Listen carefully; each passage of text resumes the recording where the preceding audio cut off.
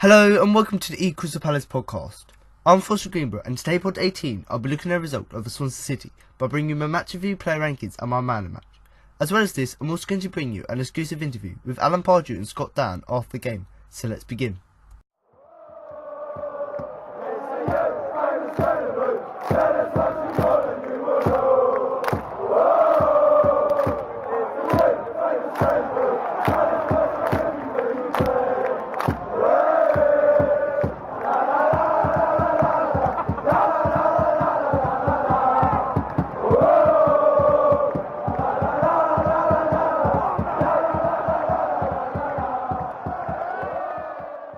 Palace and Swansea City played out a 9-goal thriller at the Liberty Stadium as they both tried desperately to win the 3 points. The two sides went into the game on a poor run of form which had led both teams to be at the wrong end of the table and both seeking the 3 points to ease the pressure, but the relief wouldn't come for the Eagles. Palace won the first corner of the game on 5 minutes when a Johan Cabaye cross was blocked, and from that set piece the ball fell to Christian Benteke after a Scott Dan header had been scrambled clear, but the striker put the chance over the bar. Just before the quarter-hour mark of the game, Wayne Hennessy was called into action for the first time as the home side broke, but a shot from inside the box by Gylfi Sigurdsson was easily saved by the international goalkeeper. The visitors then got a breakthrough on 19 minutes when Benteke's flick-on was met by Wilfried Zaha and he got the better of his man with a fine turn before smashing the ball low past Lucas Fabianski in the back of the net. Swansea came straight back at Alan Pardew's side and Hennessy got down low to stop a deflected shot by Leroy Fer, and then Martin Kelly was on hand to head behind a cross from the left-hand side of play. Just before the half-an-hour mark, Fabianski had to save down low on his right in front of the post to save a header, and at the second attempt from Connor Wickham as he got on an end of a cross from Kelly. The home side was soon back on level terms 9 minutes to the break as Gylfi Sigurdsson converted a free kick from the edge of the box after Jason Puncheon was penalised for a foul on Jack Cork. A delay in play while the wall was set up was followed by the set piece being placed over the wall and into the net past Hennessy. Just 2 minutes later and Palace nearly regained the lead as Cabaye went round the keeper and then crossed to find Zaha, whose effort hit the bar and the rebound fell just out of reach for both Benteke and Wickham. Swansea ended the half with a couple of chances on goal. Former Eagle Wayne Routledge saw a shot go over the bar, and then 2 minutes later before the break, Barrow in the box fired over the bar when well placed in front of goal. The two sides went into the break on level terms as that free kick cancelled out the opener from Zaha on 19 minutes. The start of the second half was marred by the injury to Wickham as he made a challenge, went down and had to be stretchered off on 51 minutes to be replaced by Andros Townsend. A couple of early corners into the half for Swansea after some good defending was cleared the danger. Kelly got a block into a cross from Barrow and then 3 minutes later a superb last-ditch tackle from Tompkins denied the same player as he was about to shoot on goal. Just past the hour mark, Routledge got on the hand to a loose ball out of the defence but could only shoot wide of the target as he ran in on goal. The early second half pressure paid off for Swansea as they came from behind as the corner was headed goalwards by Llorente, but his effort was blocked by Cabaye on the line, but Fer followed up and gave the home side the advantage. 3 minutes later and Kelly conceded a free kick and the resulting cross from Sigurdsson was met by Fer at the back post and put into the net to extend the lead. On 73 minutes Benteke won a corner which was taken by Cabaye and a cross fell to Tompkins and he prodded the ball home past Fabianski to bring the visitors back into the game. They weren't content with that though as a Palace free kick went to Zaha and he played a dangerous ball into the box and it took a deflection of Cork and went over the keeper and into the net and fell into the corner of the net. Then into the final 10 minutes and a corner was put goalwards by Dan and the ball fell to Benteke who, courtesy of the woodwork, snatched a fourth for the visitors as the players and away fans went wild with delight as they had come from 3-1 down. But the Eagles' lead was short-lived. Hennessy did superbly to deny Llorente from point-blank range, but the striker got his foot to Sigurdsson's follow-up to divert the ball into net and level the scores at 4-4 again. And yet there was more pain to come for the Eagles as Llorente prodded a loose ball under Hennessy minutes later to give them a lead early into the 7 minutes of added time.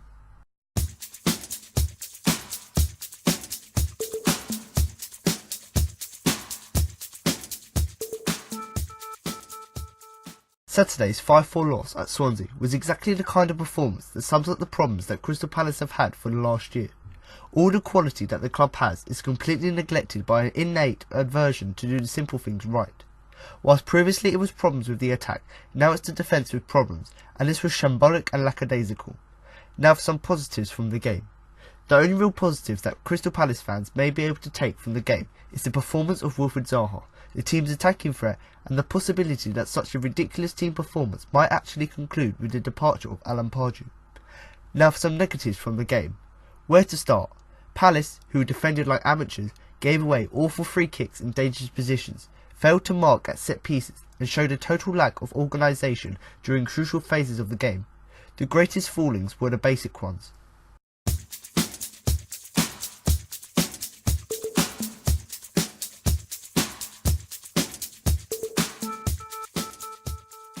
Where do you start after a game like that between Swansea City and Crystal Palace? This epic had it all, and Sky Sports pundit Paul Merson thought it may be cagey, not a bit of it.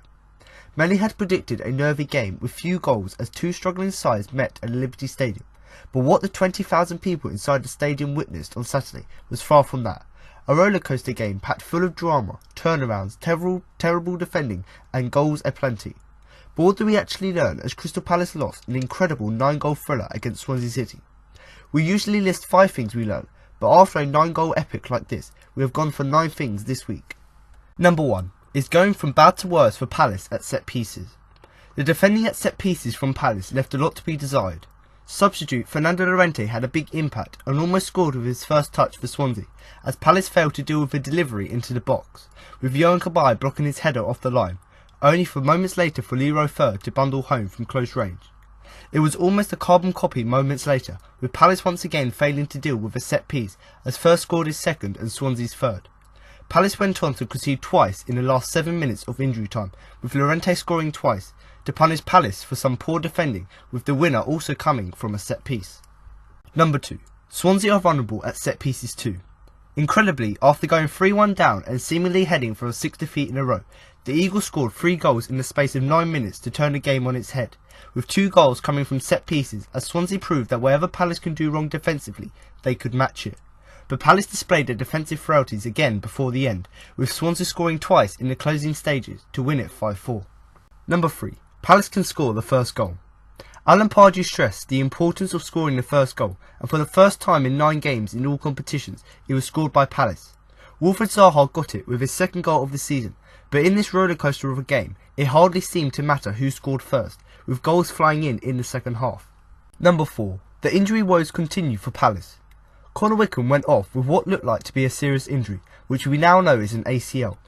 In trying to block a cross from Gylfi Sigurdsson, he went down in a heap and in agony being stretchered off, and later being pictured leaving the ground on crutches. With Loic Remy still to feature and Jonathan Benteke still out injured, it limits Alan Pardew's options up front even more. Number 5. The wait for a clean sheet goes on. It is now 18 games without a clean sheet for Palace after Gylfi Sigurdsson prolonged the wait, with his first half free kick coming after Jason Punchin had been penalised for a foul just outside the box. Of course that was only the start of things though, as Swansea scored 4 more in a crazy second half, making it 26 goals conceded for Palace in 13 Premier League games. Number 6. Palace showed their character once again. Not for the first time this season, Palace showed their ability to come back from a losing position. Going 3-1 down in such a pressured game, many people would have thought that that would have been enough for Swansea, but this Palace side displayed their character once again to turn the game around to 4-3, only to concede twice and lose the game in injury time. Number 7. Where is the case for the defence? That's now 13 goals conceded by Crystal Palace from set pieces so far this season, accounting for half of their goals they have let in their 13 games. Pardew admitted after the game that he couldn't really defend his defenders after conceding 4 goals in one game at set pieces, and Palace simply have to sort this out if they are to get out of this mess. Number 8. Hit for 6. Crystal Palace have lost 6 games in a row in the Premier League for the first time since November 2013. This is despite scoring 4 goals away from home in the Premier League for just the 3rd time, and Pardew said afterwards that the players are all hurting. And number 9. The fans' patience is wearing thin. Crystal Palace fans are not happy. 6 defeats in a row and no closer to a clean sheet. Eagle supporters were quick to voice their opinions on social media as Swansea scored the 2nd and 3rd goals, and again when they dramatically won the game in injury time. And it's fair to say that that doesn't make good reading for Pardew.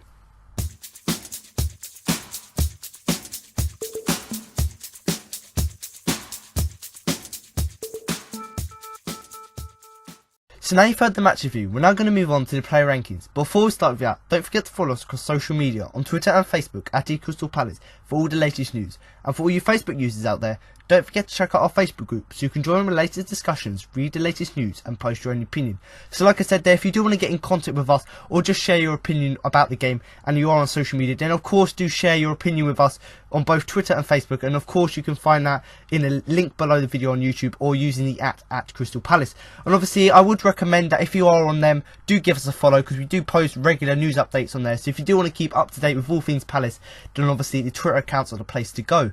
And obviously moving on to the Facebook page, if you are on Facebook, I would highly recommend you join the Facebook group because on there's a lot of discussion after the game, and also you can post your own opinion on there, and that's where the discussion comes from. If there's something you saw in the game that you want to share with other fans, then go onto the Facebook group, post it on there, and then you can discuss with other fans whether they agree with what you think. And obviously, just touching on the news again, like I said, in the group, as well as you posting your own opinion, we also do regularly update it with the latest news. So if you do want to keep up to date in that sense, then do that. But like I said, if you do want to contact with us or have the latest news and get updates when the next podcast coming out, then obviously follow us both on Twitter and Facebook. And if you are listening on YouTube, you can find the links below in the description. But obviously last few weeks I've set a challenge to the listeners and a few people have done it, and that is where I go through the player rankings. I normally give you my player rankings of a player, from giving them a rating from 1 to 10.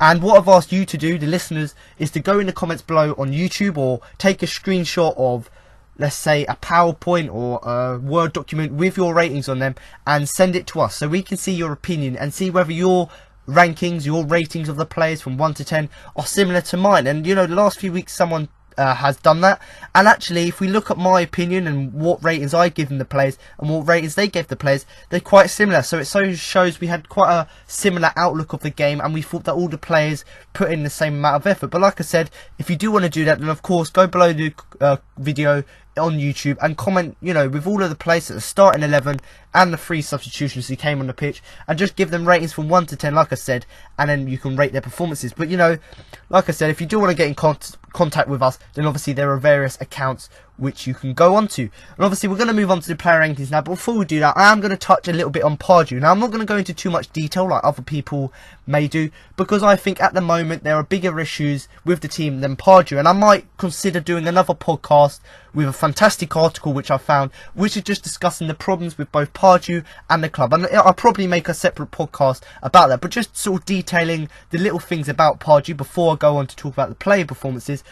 Obviously, most people say they're Pardew out or they're Pardew in. At the moment, at the present time, or a few weeks ago, I was probably neither, because, you know, I understood why we need to get him out, but then having seen the team performance, I would have been in. But at the moment, following this game and the fact that we had lackadaisical defending, I'm Pardew out now. But the reason a few weeks ago I was Pardew in was based on performances, and that was primarily with the attack, because we were very good going forward. We kept scoring goals every game, but we couldn't sort out the defence, and that moves me on to that, you know, why I'm Pardew out. The reason I'm Pardew out is because we're getting bad results. So we haven't won in 6, we haven't kept a clean sheet in 18, so them sort of stats are not very good, and that's the reason why we need to get Pardew out. We need to get someone fresh in who can sort out the defence, and obviously that moves me on to the defence. So the reason I'm Pardew in is because the attack is fantastic, going forward is fantastic, that whole morale and the performance of the team is very good, but the defence is absolutely dire, and the word I use to describe it is lackadaisical. So people may say it's unorganised, but I think lackadaisical is the word to do that, because it sort of summarises it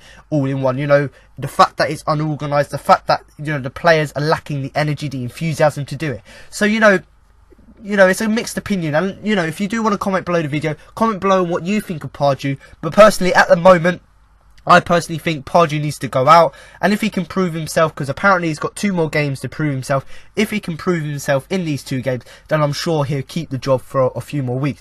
But like I said there, I am both Pardew in, Pardew out, but at the moment I'm primarily Pardew out, because I think we need to get someone new in with a new sort of attacking system, as well as more organisation defensively. But like I said, do drop a comment below the video with what you thought. Obviously now moving on to the player rankings, obviously you can kind of start in goal with Wayne Hennessy, who I'm going to give a 5. It's never easy to face a free kick from Gylfi Sigurdsson, one of the most dangerous set-piece takers in the Premier League, but the goalkeeper made it easy for him by taking 2 steps in the wrong direction just as the kick was taken, completely flat-footed for the equaliser.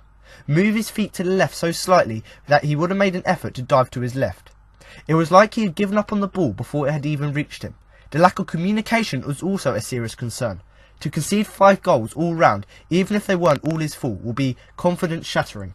So obviously Wayne Hennessy here, I've given him a 6, and I did discuss last week how I thought he did deserve his place in this game, and obviously Steve Mondondo's still out injured, so I think Hennessy, after having a pretty decent performance, let's say, in the last game against Man City, I can understand why he came back into the side. But this wasn't really a good performance from him. And I said at the end there, confidence shattering, I think it is. He's conceded 5 goals and it is going to, shatter his confidence. But, Gylfi Sigurdsson, one of the best free kick takers in the league, in my opinion.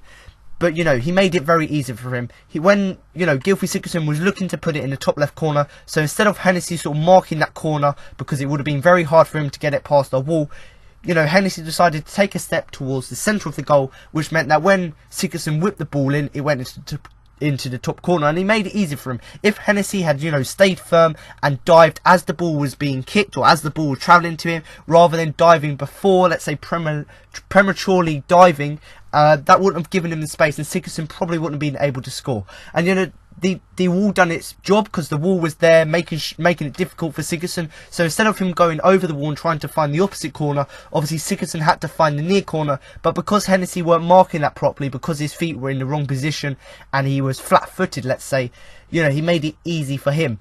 And I've touched on it already, Hennessy, we know he's not really someone, where he's quite tall, he isn't really someone to get low and try and, parry the ball away. But in this instance, because he took a step to the left, which is away from the corner which Sigurdsson scored, if he had, tried to dive, he maybe would have been able to get a hand on it, and he should have at least tried to get a hand to it and dive to the right. But instead, if you look back at the replay, he just stood there and tried to sort of bend his knees and try and save it like that. So not really sort of wrong tactics and skills there from the goalkeeping perspective.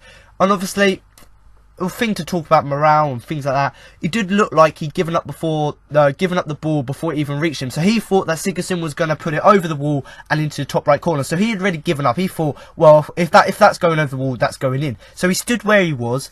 But then as the ball, or as Sigurdsson took the kick, he didn't even move, which shows that he didn't really have the confidence. He gave up. He didn't really want to save it, and he gave up before the ball even got to him. So enough of that mistake by him. That was the only real mistake he made in the game from the goalkeeping perspective, because the other 4 goals weren't really his fault. But with the back 4, there's a lot of miscommunication, misorganisation at the back 4 at the minute, and I think Hennessy's quite crucial to that, or is quite to blame, because the communication was a serious concern. There wasn't much communication between him and his back line at set pieces. He wasn't getting people marking the right people, marking the right post. So that sort of lack of communication punished us, because it meant that at set pieces, when we were defending, we were quite weak. And I've said this at the beginning, when a goalkeeper concedes 5 goals, it's going to be confidence shattering, and it isn't really good for him to concede the goals. But obviously one of them was his fault, because he was flat-footed and didn't dive or didn't try and put the effort in to save it. There was 2 goals which personally he made very good saves by, blocking the shot that was coming into the area, but the rebound went in. So you've got 1 goal that is his fault, 2 goals which he was unlucky at, and then the other 2 goals weren't really his fault.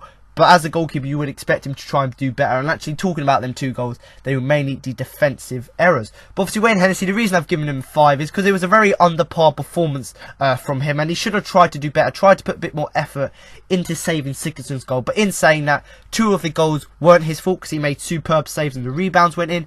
And then the other 2 goals were the defence's fault. And I've said this already, this will be a confidence-shattering performance from him. Obviously, moving on now to the back 4, and I'm going to start with Joe Ward, who I'm going to give a 5.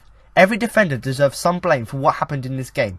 Ward was perhaps the least culprit, though.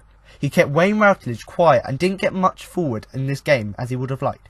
So obviously Joe Ward here, the reason I've given him a 5 is not necessarily because he had a bad game, but just necessarily because we know what he can do, and it was a slightly under par performance from him. And obviously when you concede 5 goals, you are going to blame the defence for that, and I've already done that in describing Wayne Hennessy. But in this game, he was probably the least culprit of them all, because he didn't really make any errors which led to goals, and the man he had to mark, the man he had to sort of zonal mark and keep quiet throughout the game, Wayne Routledge, he done that very well. And although he didn't get forward as much, he's still done defensive work, and that showed the fact that the person he was marking in Wayne Routledge, he made sure he had as minimal chances as possible. And obviously the reason I've given him the 5 is because it was an under par performance, and the main reason for that is just because he didn't go forward as much. If he had gone forward more and tried to help the midfield and support the attackers, maybe he would have got a higher rating and had more of an impact on the game. But obviously, because he didn't have the opportunity to go forward, he couldn't really show us his crossing abilities or his attacking abilities. But, you know, an under par performance from him, that's why he got the 5. But like I said, the reason most of the defenders are going to be downgraded is because they all deserve blame. Because when you concede 5 goals, it is obviously the defence's fault. But like I said already, I can't highlight it enough. He was the least culprit of them all. And actually, some people messaged me when I put up the man of the match poll, saying that maybe Joe Ward should have been in there. But looking back, he wasn't really as effective as he could have been, but certainly out of the most defenders, he wasn't the worst. So do comment below what you think of his performance. Obviously, moving on to James Tomkins, and this is a debatable one which people might criticise me for, but I generally think there was a few things he'd done throughout the game which were fantastic, and that's why I've given him the 6. While scoring goals at the opposite end is great, Tomkins failed to contribute when it came to defending set pieces. Got Palace back into it at 3-2, and nearly turned out to be a crucial goal for Palace to go on to 4-3. Like the other defenders, he needs to sort this mess out.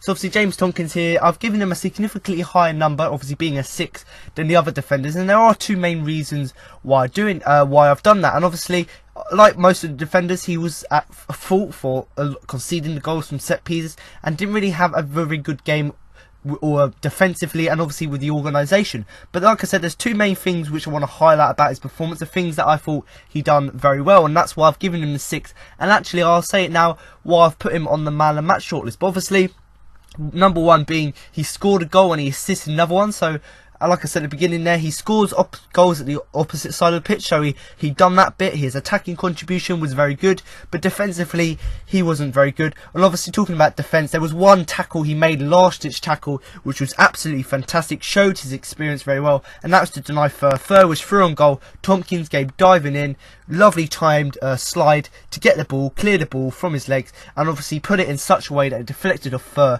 and for the corner. So them 2 things alone is why I've given him such a high rating, because them sort of 2 contributions, obviously one of them stopping a goal scoring opportunity, keeping the scores low down, and obviously scoring a goal as well and assisting the goal. So that's sort of their main things is why I've given him the high ratings. And obviously that's not excluding him from the fact that we were very bad defensively and defending set pieces especially. There was no organisation and players weren't marking other players close enough, but you know, he still had that contribution to the side which made him have a slightly better performance than say the other players. And obviously he did get Palace back into the game, so he sort of upped the morale, the fact that he was there at the right time, the fact he was aware from the corner to make sure that when the ball was there he took his chance. So that sort of ability to be aware of a situation and the fact that he was able to capitalise on it just shows that how one moment can sort of up the morality of the whole team. And obviously that nearly turned out to be the crucial goal for Palace. You know, he scored that goal, we went on 2 minutes later to score another goal. If we had stayed at that, it probably would have been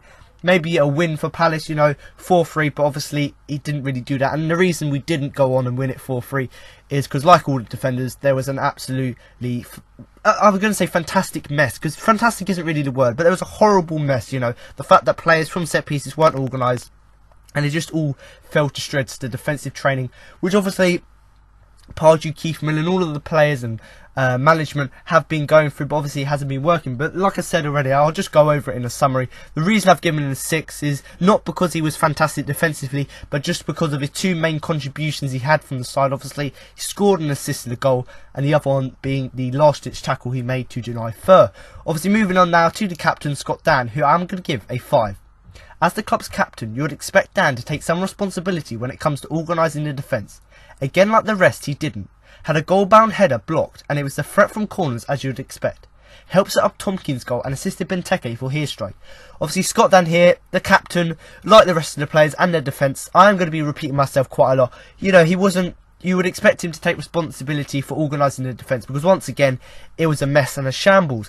Obviously, as the club captain, he got interviewed after the game and he said that he was speechless. He didn't know what to say about this game, and to be honest, I don't really blame him, because we had a lead 4-3 and then we go and blow it because we had no organisation at the back. So I can understand why he was speechless, but at the end of the day, you would expect him to take responsibility, which he did. You know, he came out after the game and said, you know, we weren't good enough. We were good going forward, but once again, at the back, we weren't good enough, and we need to sort this out. And that's good that we've got a player like that who can be quite honest when being interviewed and say what the problem is and how he's going to sort it. And I personally think people have been criticising him for not being a good enough captain, but having seen how vocal he's been in the last few games, and especially the games we won and we've drawn, you can see how good his captaining skills are. The fact that he can command the side, and the fact that he can be a threat going forward and obviously defensively as well. So he's got the talent there, but obviously in this game it didn't really show up that much, and the only thing he really showed the leadership was the fact that he came out after the game and said what the problems were. But obviously,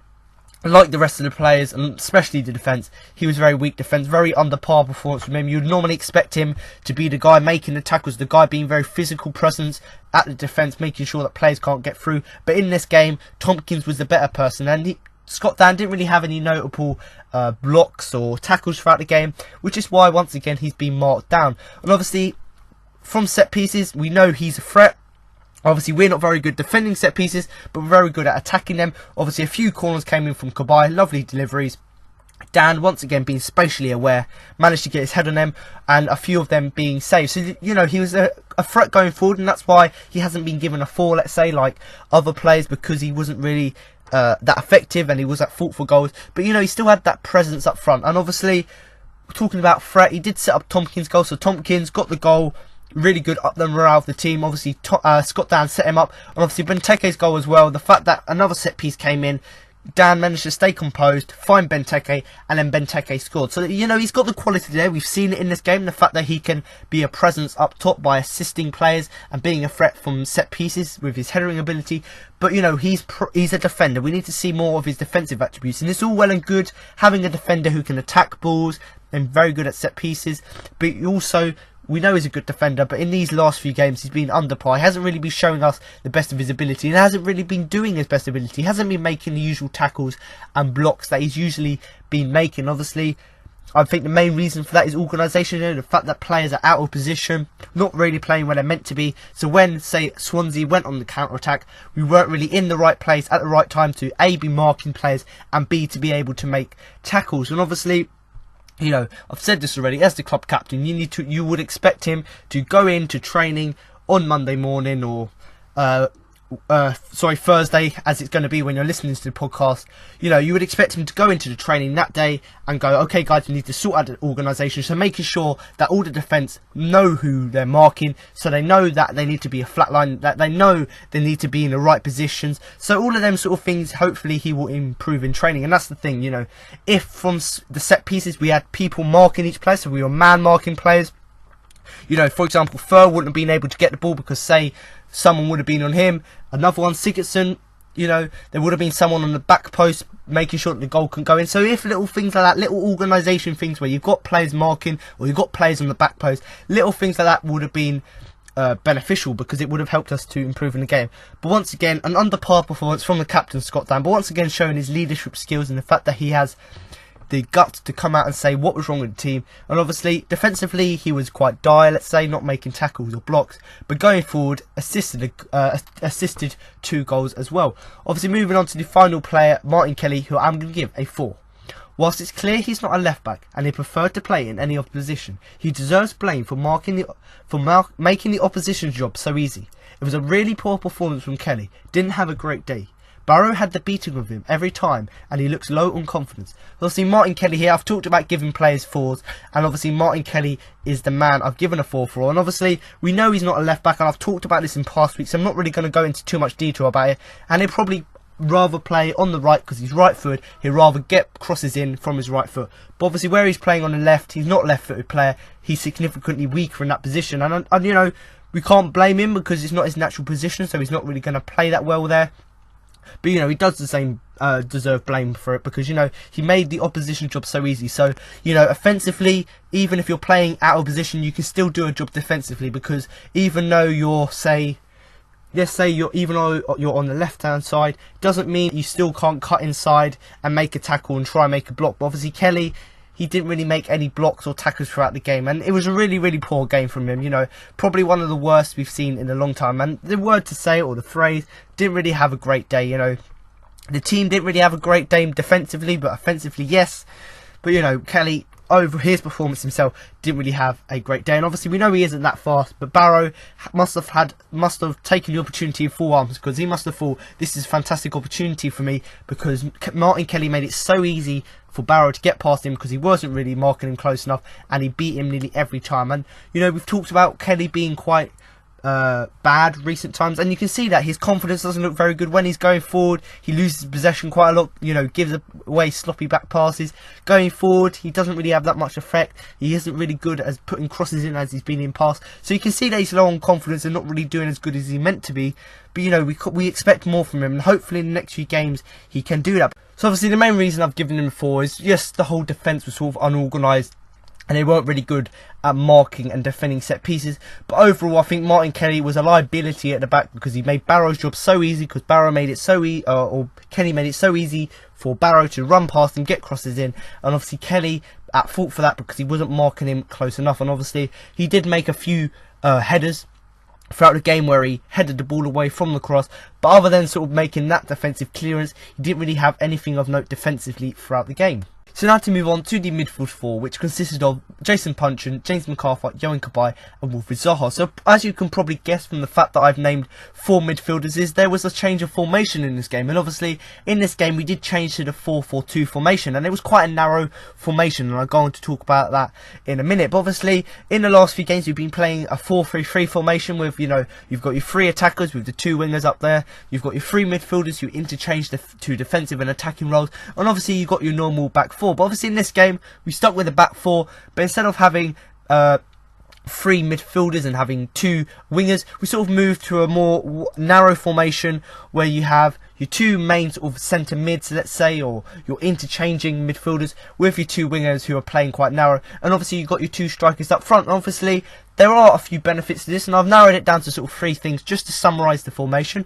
Obviously when you've got a 4-4-2 formation, you've got 2 strikers up front, and that makes the attackers less isolated. So in the last few games before Wickham was playing with Benteke, you know, we're whipping balls into Benteke, which is fine, he can attack them, but when there's 2 defenders against 1 attacker, it can be quite hard, and you can get bullied off the ball because they can head the ball before you, and then meaning you can't get to it. Obviously when you play in a 2 attacking formation, you've got 2 people for the 2 defenders to mark, which means that when a ball comes into the area, you've got 1 player who can maybe play off the other, so wait behind and make sure the other defender's away, and you've got the other player who can attack the ball, get past the defender, and that way, because there's 2 people up there, there's more space for them to do stuff. And we saw the benefit throughout the game.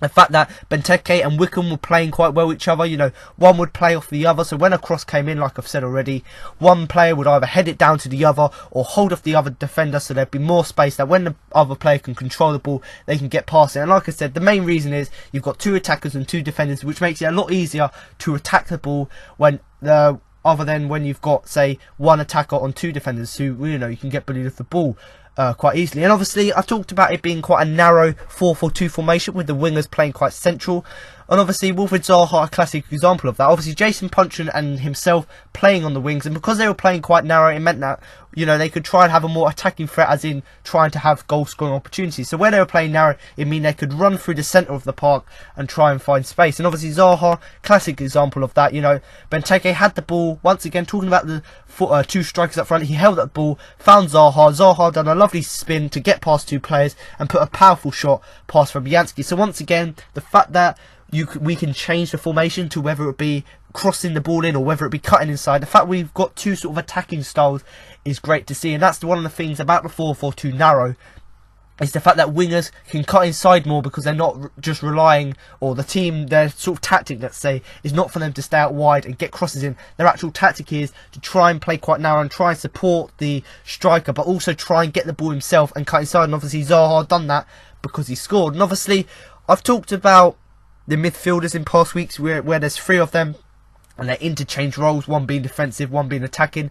in this game, the midfielders were neither attacking or defensive, more like centre mids. And I've said that because, you know, James McArthur, he was sort of drifting between the roles. There was never a period in the game where you could clearly say he was attacking and defensive. And the same can go to Yohan Cabaye to an extent. You know, throughout the game, he tried to go forward and get chances, and he'd done that. The fact that one time he got past the keeper, whipped the cross in, and obviously Zaha got the header which hit the bar. So the fact that Cabaye went forward just shows that he was probably more attacking player.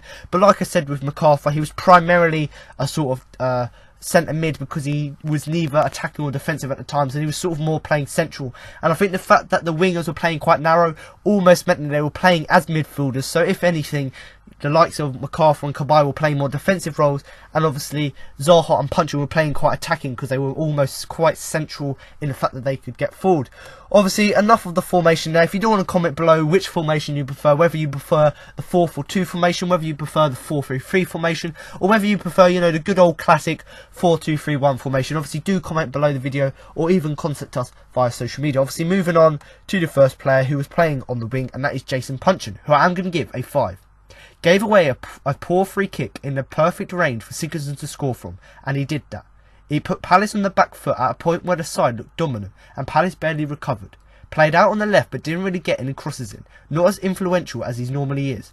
Obviously, Jason Puncheon here, the reason I've given him 5 is, like most of the players, like Ward especially, it was a very under par performance from him. And the main thing to highlight about his game, which merely just sort of put a downer on the whole sort of day, let's say, for him, the performance, is the fact they gave away that poor free kick. You know, the ball was cleared out from a Swansea counter-attack, I believe it was. We cleared the ball went out. Obviously, Puncheon, in an attempt to try and jump up and defend the ball, instead of seeing that there was a player behind him, he sort of put his back to the player, headed the ball in. But as doing that, he sort of nudged the player back as the ball went. He misjudged the jump, which meant the ball went behind him. As he went to jump, he hit the player down, gave away the free kick.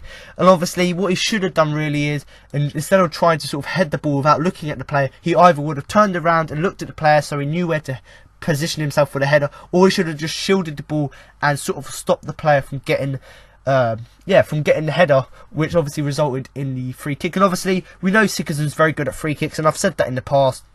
Obviously, if he could have done that foul, and if he probably, even if it was a tactical foul, which he had to do, maybe in the future he should try and do it away from the goal, which means that there will be no threat from set pieces. Obviously, Sigurdsson, very nice delivery into the area, but obviously it would have been helped if Puncheon hadn't made the mistake and done that. And obviously he did put Palace on the back foot for that sort of period up until that goal when we were 1-0 up. We were very dominant throughout the game, attacking and defensively. We had quite good control of the game.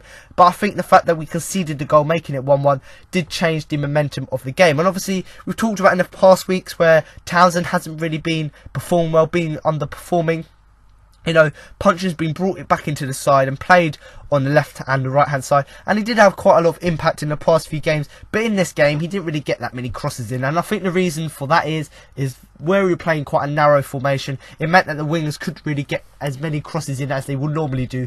And you know, normally he's quite influential in the way that he plays, the fact that he can calm the game down, he can control the game, whether it be, you know, finding simple passes, finding blocks, or even having shots, you know, like we know he can do. But in this game he didn't really have that much influence. And I've talked about this last season especially, is, you know, in rugby, I play rugby, there are sort of two captains. Let's say you've got your main captain and then you've got sort of your forward or back captain. Obviously that depends on who your main captain is, but let's say your main captain is the hooker in the game, the forward, you would have another captain who would sort of make sure that the back line knew what they're doing. And obviously Puncheon last season was the person who was sort of the attacking captain. So obviously we had Damien Delaney being the main captain, but obviously going forward you can't always get the message forward, so Puncheon was normally the one given the role to be the captain or to be the person commanding the front line. But in this game he didn't really do that to his best of his ability, and obviously that meant to him not being as influential. You know,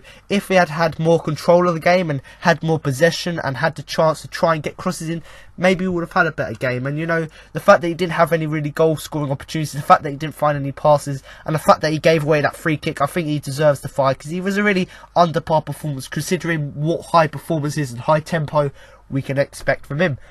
Obviously, now to move on to James McArthur, who had a very off game considering how good he's been in the last few weeks, but I am going to give him a 5. there's a clear issue with confidence in this squad at the moment, summed up by some of the delayed decision making from McArthur during the game, which played him into trouble. He's better than that. Did grab an assist for Tompkins' goal though, covered a lot of ground and pressed Swansea through the middle, but no goal threat this time. So obviously the last few games we've talked about McArthur being quite a good effective person going forward, and obviously in this game where he was playing sort of a more centre mid role, he didn't really have the chance to go forward, and that meant that he didn't really have any goal threat. And obviously we talked about him being under par the last few weeks, and I think this was a clear example that there wasn't very much confidence in the way he plays, you know, and it was summed up, you know, he was quite slow and quite sluggish on the ball throughout the game. You know, a few of his decisions could have been better, you know, whether it be making a tackle or his positioning could have been much better throughout the game. And, you know, we know he's very good at making decisions, he's very good at having a high press game, but in this game we didn't really see that, and it did play him into trouble a few times. You know, for example, when he was quite slow in, you know, making a decision whether to mark a player, if he had been, say, slightly faster with that, he probably would have been in less trouble, because the player wouldn't have been able to get past him, because he A, would have either made the tackle, or B, he would have, you know, pressed the player and tried to bully him off the ball and get the ball away. But, you know, although he didn't really have much influence in the game, and we could see he didn't really have that much confidence, he did grab an assist for Tompkins' goal, so, you know, a positive there. He's got another assist this season to add to his, maybe I think it's 2 he had already at his 4 goals, so he's showing what threat he can be going forward, although he didn't show it in this game. And obviously I've talked about his high press game in the last few weeks, and it hasn't really been as good as it's been, say, the last sort of let's say 5 games ago, when his high press game was absolutely fantastic. It was very effective. He grabbed 2 goals against Liverpool. And, you know, last week against Man City, he wasn't really effective. But this game, he was slightly better against Swansea you know, tried to press them down the middle. And he did cover quite a lot of ground. So if you look at the midfielders, obviously McArthur, Kabay, Puncheon, they covered quite a lot of ground together. And obviously the final thing, really, where he was playing quite a centre mid role, I've already said this, he didn't really have that much goal threat, considering how good he can be on and off the ball with his sort of high press game. Obviously James McArthur, a very under par performance from him, lacking quite a lot of confidence, and I think he deserves the 5. Obviously moving on now to Young Kabay, who I'm going to give a 5. Battled superbly and was bright in the first half, but was not effective in the second period and struggled to keep his head up at times. Like McArthur, his indecision seems to be creeping into his play, and that's having an effect on how his fellow teammates play. Had an effort to clear Fernando Llorente's header of the on target from Swansea's 4th, but his meek effort was clearly merely rebounded for Leroy Fer. So obviously Yohan Kabay here, he's been quite a good threat and quite a good attacking threat for the last few games, and he did do this in the sort of first period of the game, and he was quite bright, I think is the word to describe it, because he battled superbly. So when we were on the ball, he would try and, you know, get forward and try and create chances, but when he wasn't on the ball, he'd try and make tackles, and, you know, he tried to battle through the game, and he did do that in the first half. But quite a lot of the players in recent weeks, he either starts the game good and gets worse as the game goes on, or he starts the game very bad and grew into the game as it went on. And obviously he sort of had the reverse impact. You know, he was very good in the first half, but in the second half came, he wasn't really effective, and he wasn't really creating as many chances as he could. He wasn't really creating as many, or he wasn't doing as many tackles as he could. And obviously you can understand that to a certain extent. The fact that he wasn't very effective is the fact that he was playing a more centre mid role, which meant he was neither attacking or defensive. But at the end of the day, if you're in that position, you've still got to try and create chances, which he didn't do, and he struggled to keep his head up at times. So obviously we're talking about morale and how, yeah, and confidence in the squad at the minute. And obviously he did, you know, when we went down 3-1, he did let his head drop a bit. He did go sort of off task, and that resulted in us not really having as much impact as we could have had. But in saying that, his head was down, his mentality was quite down. But obviously we went on to, you know, draw it back to 3-3, back to 4-3, and obviously we did concede the other 2 goals. But the fact that we had the tenacity, let's say, to get back from that just shows how good our players can be. The fact that they can battle superbly to get back into the game. But his indecision is creeping into his game of late. You know, last few games he's been absolutely superb, you know, being on the man and match shortlist, you know, creating chances, grabbing goals. But in this game, his indecision is creeping in now, and it's having an impact on the way his teammates are playing. So when he's when he has to make a decision, whether it be he goes forward and joins with the counter attack and leave the space behind him, or whether he marks a player, or whether he defends, all of them sort of decisions he didn't make them, or he didn't make them right, or he didn't make them in time, and that decision did affect the way the fellow teammates play. For example, if we're going forward and he made the decision to go forward, that wrong decision, that indecision could have been wrong, because if Swansea had cleared the counter attack, they could have gone on, countered, and then scored from that, because he would have left the space defensively. And the same goes for defensively. If he had made the wrong decision, the indecision, like I said, to stay back and defend when we were on the counter attack, that meant there would have been as many players to get on the end of the crosses, or to try and create more opportunities from the counter attack. So you can see how it affects on other teammates, because when he's defensive, there's less support going forward, and obviously when he's attacking, there's less cover going back. So we can see how it affects other people, and this indecision is creeping into his game, and it needs to sort of go out of his game, because we can't make him or have him making decisions which are wrong. Obviously, he had a chance to create a clear Llorente's header off the line. What he should have done, he cleared it, that was fine, but he didn't clear it far enough. What he should have done, and they teach you to this if you do football, if in doubt, hoof out. So the ball's in front of you, your player's running at you, so instead of just trying to dribble past them and hit the ball away, you should have just cleared it out for a throw-in, and then defended from the front, and that would have been better, because we would have been under less pressure. But once again, that indecision meant that we were put under pressure.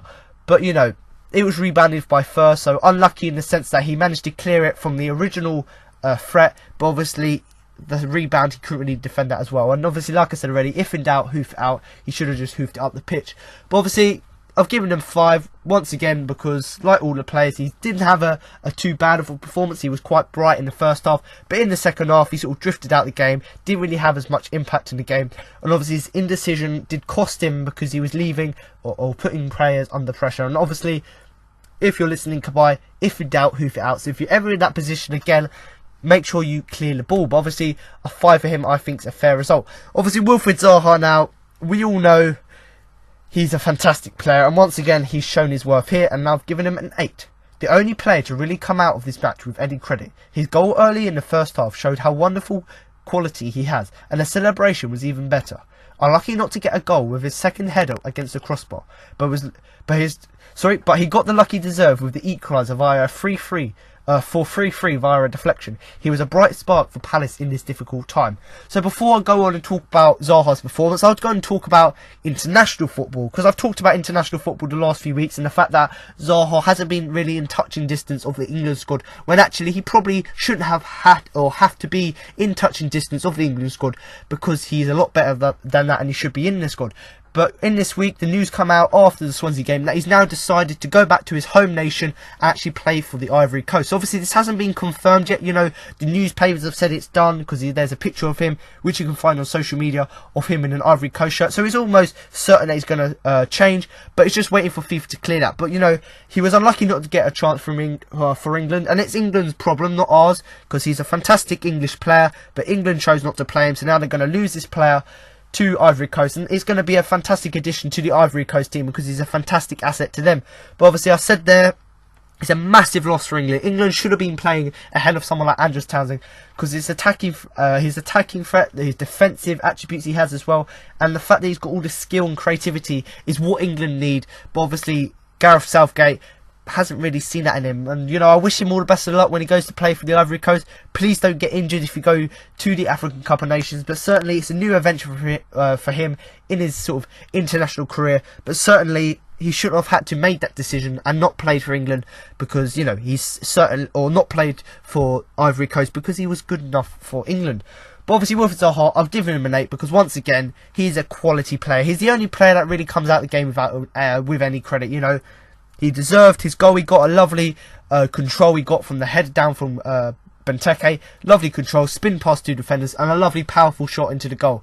So, people have said that he needs to find end product, but that was a clear example. Maybe 2-3 seasons ago, he maybe would have blasted that over the bar. But this game, he got past the 2 defenders, stayed composed, and put it into the net. And the celebration was even better. Some really random dance he did, which you could probably find on social media. Quite a lot of people were saying, oh, the dance was quite weird, and the dance wasn't very good as a goal. But looking back at it, you know, good for him. He's got a goal. He's matched last season's tally for a goal. So go on, celebrate how you want. And the celebration was quite a nice dance. And he was unlucky not to get a second goal. Lovely cross from, I believe it was Benteke, you know, headed the ball.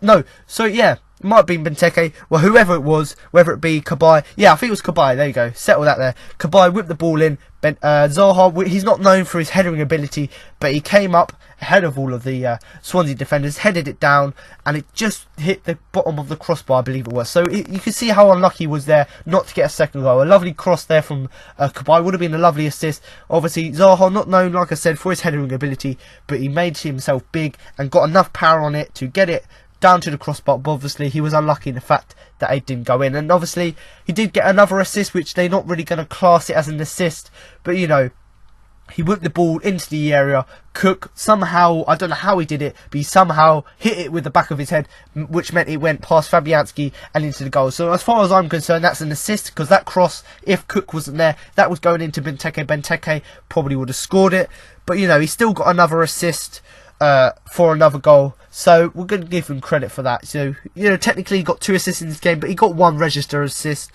which once again just shows how lovely skill he's got, the fact that he can find other players. And he's talked about this in the past. He's not looking for quantity, he's not looking to put in loads of crosses like Balassi done last season. He's looking to put in quality crosses, and that's what he done in this game. He made sure that every ball he put in was quality, and he was, like I said, he got the goal, fantastic for him, and obviously he was unlucky to hit the post. And he was the bright spark for Palace in this difficult time. You know, he's one of the standout players who's constantly performing, being the best attacking threat, and this game was a classic example. Obviously, there's 2 things I want to talk about which I've seen on social media, and I've screenshotted them. Obviously, one of them being a stat about the top 5 leagues in Europe. Obviously, it's titled Most Take-Ons Completed in Europe's Top 5 Leagues this season. Obviously, Wilfried Zaha tops this stat with 58. Oh, sorry, he's drawn with Neymar. So he's got 58 take-ons this season. So obviously that's when you're on the counter-attack and you take a player on. So you go to run to them and you try and get past them, or you try and cross them in. So, you know, Zaha's been attacking in the fact that he can get past players, the fact that he can run past players. So he's got that attacking ability. And, you know, that's fantastic that in all of the top 5 leagues in Europe, the fact that he's top with the likes of Neymar, who's a very highly rated player, one of the world's best wingers in my opinion, but the fact that Zaha can match that for attacking threat, the fact that he can go past players, get past and get crosses in, just shows how good he is. And just to put it into perspective, obviously I said Neymar's on the list, Eden Hazard's on the list, so it just shows how statistically he's actually one of the best players in Europe when you compare him to the likes of Neymar and Hazard. Obviously, another thing to talk about, yes, he's very good at take-ons, and statistically he's one of the best wingers in Europe, but once again he's made it into the team of the week. And obviously this is based on whoscored.com stats. Obviously go and check them out if you want to, because there's lots of good comparison tools you can use on that website to compare players. Once again, Zaha with a solid 8.8, so yeah, 8.08. So once again he's showing his worth, the fact that he's a very good attacking threat, and he can get into he can get into the team of the week. And the person who's posted this, he's put Gareth Southgate, what an idiot. So it's just showing that actually Gareth Southgate hasn't picked him, which meant he's gone to the Ivory Coast, when actually he's making it consistently into the team of the week, even though we're losing. The fact that he's an attacking threat, and I must go on to it again, you know, he's amongst some of the top wingers in the league, not for necessarily for goals, but for assists, the quality of assists, and the fact that he can take on players. So once again, a fantastic game from him. And obviously, if you do want to go on Twitter, you can probably find both of these tweets, obviously one with the take-ons and one about talking about the team of the week. And obviously, if you do want to give me a follow, so this is not posted by Crystal Palace, but my own personal account at the CPC Podcast, go on there, because I would have retweeted this, so you can just look at the stats for yourself. And obviously, if you do want to look at stats, whoscored.com is a very good place to do it, because like I said, there's lots of comparison tools on there which you can use to compare players and see their stats. Obviously, moving on to Christian Benteke, one of the 2 strikers who I'm going to give a 7. Scored the goal that put Palace 4-3 ahead. Could have done better with defending for Swansea's winner, but that may be a bit harsh on him to criticise him for. Got on very well to assist Zaha for the opening goal, and before he would have grabbed Palace's winner with a powerful finish from close range. Obviously, Christian Benteke here, I've given him a 7, so as you can see already, he's one of the better players, or better performance players throughout the game. And obviously I've talked about Zaha being very good in the game and being a man of match nomination, Tompkins being a man of match nomination. Obviously you can see here, Christian Benteke, S7, he's going to be a man of match nomination as well. And obviously he scored the goal to put Palace 4-3 ahead. So obviously from a set piece, ball got whipped in. Dan, once again, with his lovely attacking threat, found Benteke. Benteke got a lovely clean hit on it, yes, and it bounced off one post and into the goal. So once again, showing his attacking threat, and people who say that he can only score goals with his head, this is a classic example where he's got a very powerful foot, which is accurate. He can smash the ball into the goal and, you know, yeah, score the goal and get Palace 4-3 up back into the game. And obviously people could say, and they said this on Match of the Day, that, you know, he should have been defending Swansea set pieces better, and, you know, he should have been marking players and talking about organisation again. If the organisation would have been better, he would have been able to defend the corners and set pieces. But at the end of the day, he's an attacker. He shouldn't really have to be doing the defensive work. And this is a classic example, you know. Yes, it's nice to get him in the wall. Yes, it's nice to get him marking players from corners. But at the end of the day, you've got to rely on defenders to do that, because you can't rely on your attacker, who's very good at headering, to defend you every time. And it is a bit harsh to criticise him on. Yes, it's his fault because he wasn't marking the play when the set piece was coming in, but at the end of the day, he's not naturally a defender. Obviously, Zaha's goal, once again, lovely assist for there. The ball got whipped into Benteke. Benteke, lovely control, lovely physicality. You know, controlled the ball, put it to Zaha, and obviously Zaha scored his goal. And we would have thought he would have scored another goal, which would have been Palace's winner. Lovely, powerful shot from close range. Obviously, I can't believe, I don't know whether it was blocked or saved by Fabianski, but, you know, the fact that he had that power to get the shot in, which almost went in, just shows that how crucial of an attacking threat he is. Because once again, we know he can score goals with his head, but the last few games he scored, the last 2 goals he scored for Palace have been with his feet. So he's once again showing the attacking threat he's got. But the reason I've given him 7 is just, you know, he was a fantastic attacking threat, linked up very well with Wickham. Once again, that partnership working very well. Obviously, he used his physicality, his power, his, you know, shot ability to his advantage, which helped Palace to get as many opportunities as we can. And I've talked about us being very good going forward recently and not being very good defensively. But, you know, Benteke was quite crucial to the way we were attacking. The fact that he could hold up on the ball, the fact that he could have a shot on goal, the fact that he can use his head, all of that was fantastic. And the fact that he got an assist, you know, you normally expect an all-in-out striker to be getting goals. But, you know, the fact that he's adding assists to his game and forming that nice partnership with Zaha is fantastic as well. Obviously, moving on to Wickham, who I'm going to give a 6. A deserved start after 2 goals recently. Didn't have a bad first half, although he would have felt frustrated that he got in Benteke's way for a clear shot on target late in the half. The striker then suffered what looked like to be a ligament damage and was distraught, and he was subbed off after his ankle and knee buckled following an attempt to clear across. So obviously, before I go on and talk about his performance, I'm just going to sort of discuss his injury. And obviously, having played rugby, I've had a knee injury myself. Obviously not to the extent that Wickham's had one, but I've had tendon problems in my knee. And obviously, the club have announced that he's had, they put a special statement out, that he's got an ACL injury, which is basically he's damaged ligaments in his knee, which is normally they're not going to really give us the results of the scans, but it's normally about 6 months to a year out, so he's probably going to risk the rest of the season, which is quite devastating for him. And, you know, apart from that injury, he was fantastic throughout the game, and I think that sort of the fact that he went off injured changed the momentum of the game and meant that we didn't really have as much control and attacking threat as we did before. Obviously, he deserved to start. He scored 2 goals in 2 games recently, so he deserved to start. And once again, I've talked about this with Benteke, that partnership worked very well because it meant that he could link up with Benteke. You know, lovely partnership there. One could play off the other. One could, you know, get crosses into him. One could help the other. So all of this stuff actually helps them to play better. Obviously, in the first half, he was very good and was unlucky not to get a goal. But there was one time where the ball was whipped into the area. Oh, no, sorry. Yeah, the ball was whipped into the air from Kabay. Zaha obviously jumped up, hit the ball, hit the post. And then obviously Benteke and Wickham both tried to hit the ball. Obviously, you would have probably say, looking back at the replay, that Wickham should have got out of the way and let Benteke hit it with his powerful shot, because it was a clear shot on target for him.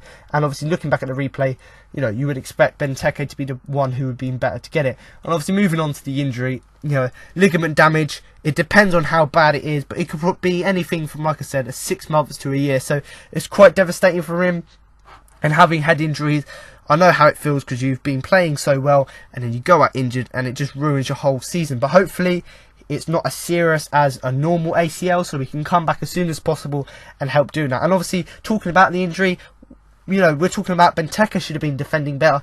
Well, whoever was playing on the side that Wickham should have been defending better as well, because the ball, you know, Swansea were on the counter-attack down the right-hand side, I believe it was, and Wickham was the one trying to block the cross, and as he went to block the cross, he put his foot down, and obviously that's when he done the damage to his knee and ankle. So in that situation, yes, he shouldn't really been defending that, but, you know, it was quite unlucky the fact that he got the injury, and you know, very disappointing and devastating for himself.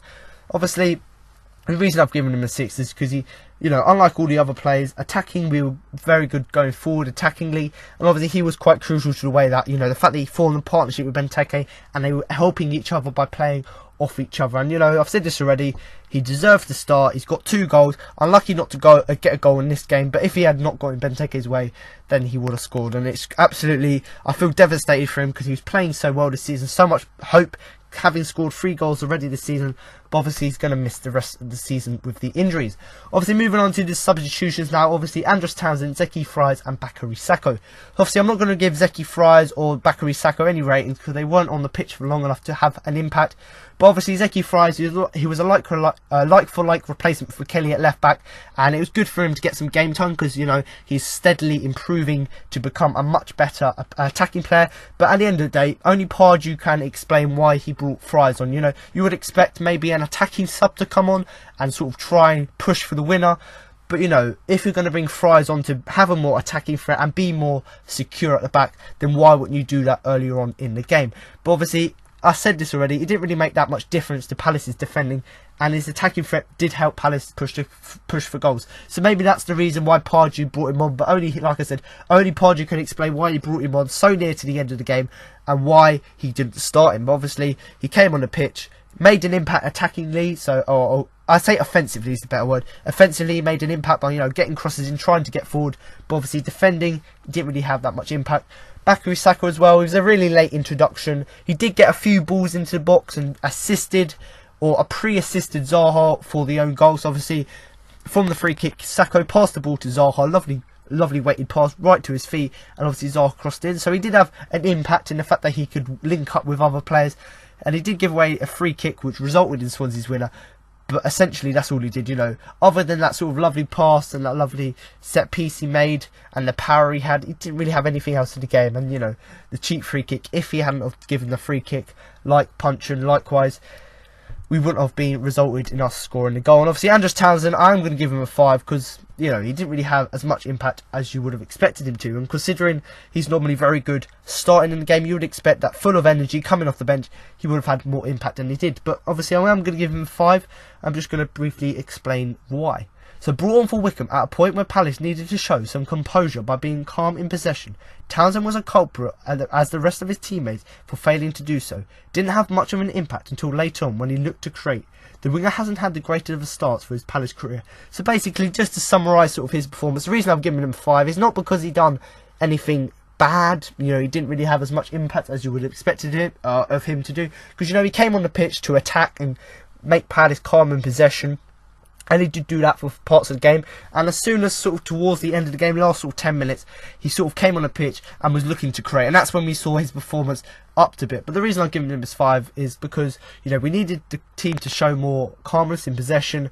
And he was a culprit of that. You know, he panicked when in possession. He didn't really be calm.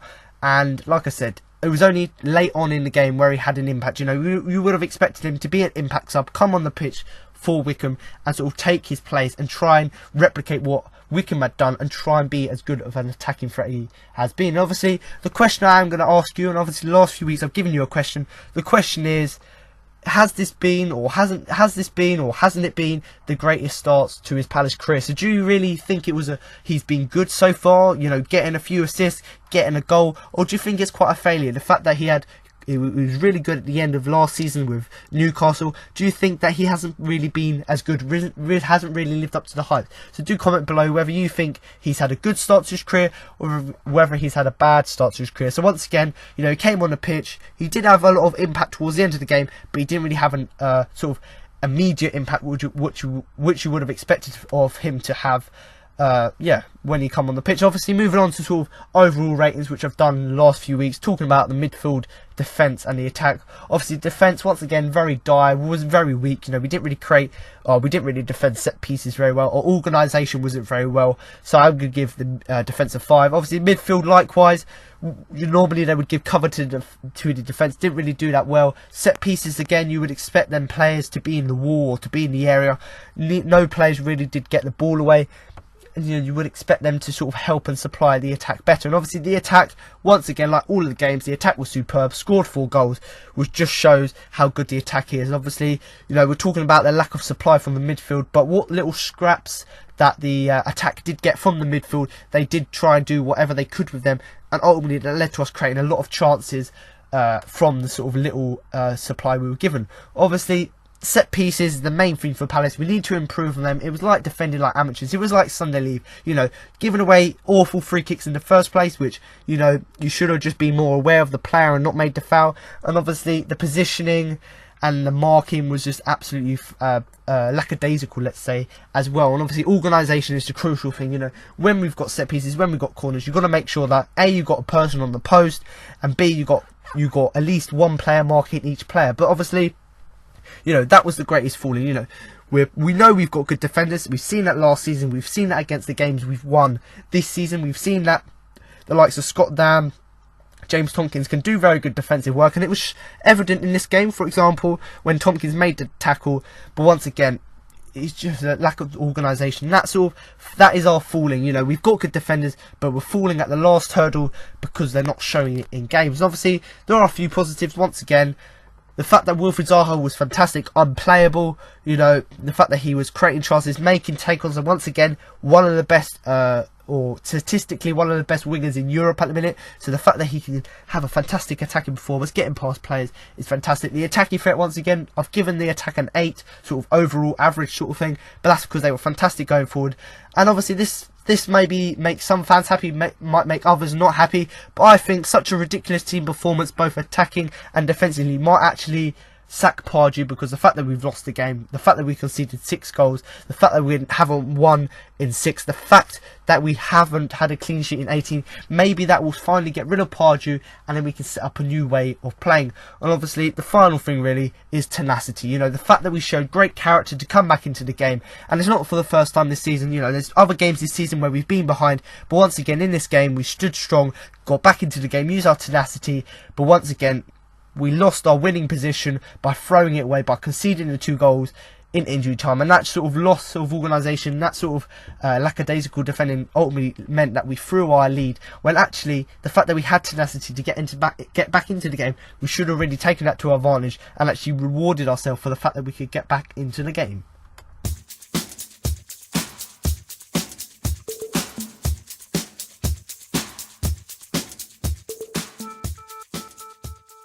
So now to move on to the Man of Match award. But before I do that, I give you my Man of Match and who I thought had the biggest influence on the game. And I'm going to give you the results of my Twitter poll. So if you do want to vote in next week's Twitter poll and you do want to have an influence and have a say on who you thought the Man of Match was and who you thought had the biggest influence on the game, to do obviously go and vote on the Twitter poll. Now, it's not run by Crystal Palace, it's actually run by my own personal account, which is at the CPC Podcast. So if you do want to go on there and have your opinion heard, then obviously do go and follow my account, because obviously I do post lots of polls on there, you know, about the game. But also, if you do want to keep up to date again with all the latest news, and obviously my places to go. And obviously, I normally give 4 nominations for the Man of Match, but because this is quite a bad performance for Palace, the fact that we've now lost 6 in a row again for the first time since, I think it was November 2013 or whatever the stat is, it wasn't really a good performance. But I've narrowed it down, or I've picked 3 players who I think had a very good influence in the game, and not necessarily because of their overall performance, but certainly because of things they've done throughout the game. Obviously, the 3 nominations are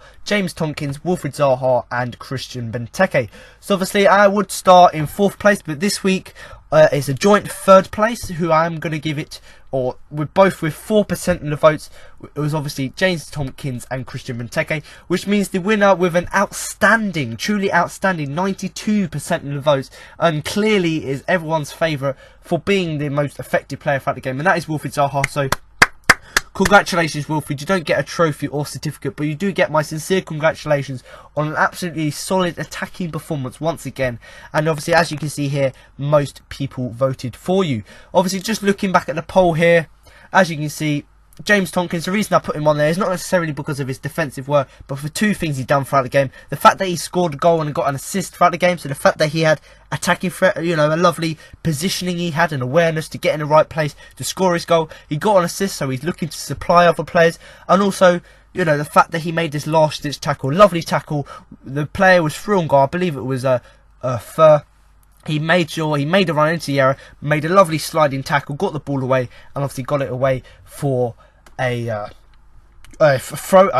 goal kick. So once again, he's showing how good he is attackingly or offensively. The fact that he can score goals and got an assist. But once again, he's showing what attributes he's got defensively by making these last-ditch tackles, which once again shows his experience. Obviously, Wilfried Zaha, outstanding to get 92%. As you can understand, he's obviously the winner of the poll, and that the reason he was just an absolute outstanding attacking force for Palace, and I can't highlight it enough. He was fantastic going forward. He got a goal, he got an assist, well, 2 assists if you count the own goal. But once again, he's showing how his trickery, his pace, his skill, the fact that he can get crosses in, just shows how he can add to the game. And hopefully, when he plays for the Ivory Coast instead of England, hopefully he can improve with them and sort of have more attacking threat. And there's only one way for him to go, and is to get better. So hopefully, if he can have more take on, use his skill more, use his pace, get crosses in, he can have an all-round better performance. But in this game, he done everything. A lovely spin to get the goal, lovely assist. So once again, showing his attacking worth. And obviously, Christian Benteke, I've talked about it in the player rankings in quite a lot of detail, but he formed a lovely partnership with Conor Wickham. He was one of the best attacking threats throughout the game, and although he didn't get that much supply from the midfield, he done what he could with the little supply they gave him. He scored the goal, lovely powerful shot into the goal. He could have scored another one with another powerful shot, and obviously if there was a little bit less confusion with Wickham, he probably could have scored another third goal. And obviously, he's good at scoring goals, he's good at creating chances, but obviously he got the assist for Zaha's goal. Lovely control, lovely header, which once again shows that he's not only looking to score goals for his own team, but he's not looking to score goals for the team, but he's looking to help other players in the team score as well. Now obviously it's probably quite evident from what I've said already who's going to win the Man of Match award. So my personal Man of Match is only one person really, and that is Wilfried Zaha. So congratulations, Wilfried. You're a double winner of this week's Man of Match poll for the game against Swansea City. But once again, you were absolutely unplayable. You were that force down the right hand wing, getting past players, taking players on, using your skill, using your pace to get past them, get crosses in, and obviously the goal was even better. You were playing quite narrow at parts throughout the game, which meant that when you had the ball, you controlled the pass from Benteke very well, made that spin past the players, and obviously scored. And once again, you're just showing your attacking worth. And I don't know why Gareth Southgate hasn't chosen you for the England squad, because you're absolute attacking force, and that's what England need. But good luck with the Ivory Coast. Hopefully the FA let you do that, and hopefully you can improve in the future. So now you've heard my match report, player rankings, and my Man of Match. That concludes this week's podcast. Now I've got an exclusive interview with Alan Pardew and Scott Dan following the game. Scott, an absolutely crazy game of football, but how difficult is that result to take? I don't think we can put into words. Obviously, the way the changing room's feeling now, and it's the difficult one to take. And like I said, I'm not sure at this minute what the right thing to say is. You seemed to be in control in the first half. You looked fairly comfortable. You went ahead. The equaliser seemed to affect you a little bit, and Conor Wickham's injury. You went 3-1 down, and then you find yourselves 4-3 up. Did you think at that stage you had done enough to get the 3 points? I mean, you would like to think when you go through 3-1 down, you fight your way to get back ahead, that you should go on and see the game out, and we obviously didn't do that. And like I say, it was a crazy game, and it's a really tough one to take. Is the positive thing though for this team to take that you are scoring goals, and if you can finally get this defensive issue sorted out, whatever it may be, from set pieces or wherever, that you can push forward and move up the table? That's what we want to do. We've been saying that for a number of weeks now, and it's important that we do see them situations out. There was points there for us, and we've managed to give them away once again. And like I say, it wasn't great goals, second phase and set pieces, and that's something that we've talked about time and time again over the last couple of weeks, and we haven't learned our lesson again today. So The sooner we do that, the better for everyone involved. And finally, Scott, there was fight there from this team. They did fight back to get ahead. You have lost points today, but can you take that little positive going into the future games that you're still fighting for your manager and you want to get out of this hole, I suppose? I mean, if there's any positives to take from the game, it's that we still showed that fight. We've got to show that fight every game. We've also got to show that we can see games out when we get ahead, as a unit, as a team, individually. And when we do that, I'm sure we'll start picking up points. But we can't go on like today, obviously. And yeah, it was a crazy game, and like I say, it's hard to put into words at this moment. And firstly, your reflections on an incredible game of football to watch. Yeah, it was tough for our fans, tough for us as well. 4-3 after the comeback that we've put together, you can't lose that game. It's. I'm afraid I can't forgive that, and I'll have to make sure that doesn't happen again. We talked about set plays all week, and we've conceded 4 today. And we mentioned sort of that comeback, as you do, the character shown by the side. That, as you say, is the big disappointment, isn't it? They've shown that to get back in the game. Yeah, it'd have been nice to go in the change room 8 minutes, 9 minutes from the end with saying what a fantastic comeback and the character and the grit that you've shown. But unfortunately, that last period, that last 5-6 minutes has cost us dearly because of the run we're on. And now, of course, it heaps more pressure on us for next week. And that's my worry because, I'm trying to keep confidence levels high, trying to keep the fans and the mood with us, and we keep shooting ourselves in the foot. I'm so angry about today, I can't even begin to tell you. Obviously, at the start of the second half, a real cruel blow for Connor, going off with the injury. What can you tell us at this stage about that? Looks serious, to be honest. We'll have to wait for a scan on Monday. Shame, because he was playing well too.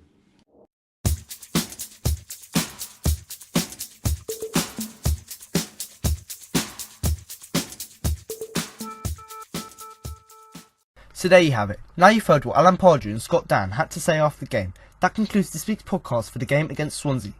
But make sure to come out next week for my post-match review of the game against Southampton. So thanks for listening, and remember to up the Palace.